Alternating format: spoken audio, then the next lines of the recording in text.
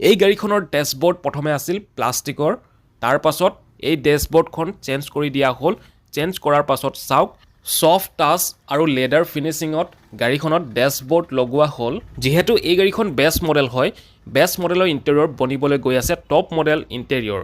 প্ৰথমে চাওক এচি ভেন্টছৰ কোনো ধৰণৰ ক্ৰমৰ ফিনিশিং অহা নাছিল কিন্তু তাৰ পাছত এতিয়া চাওক এচি ভেন্টছৰ ক্ৰম ফিনিশিং গ্লসি লুকস আহি গ'ল এতিয়া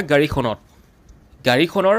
মাজত থকা এচি ভেন্টছৰ যি ফ্ৰেম সেই ফ্ৰেম সাধাৰণ প্লাষ্টিকৰ আছিল সেই প্লাষ্টিকো চেঞ্জ কৰি দিয়া হ'ব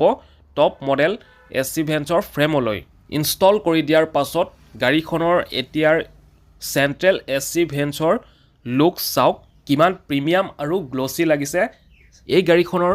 এটা সৰু সৰু বস্তুৱেই চেঞ্জ কৰি দিয়া হৈছে যদি কাৰোবাৰ বেছ মডেলৰ গাড়ী আছে আপোনালোকেও বেছ মডেলৰ গাড়ীখন টপ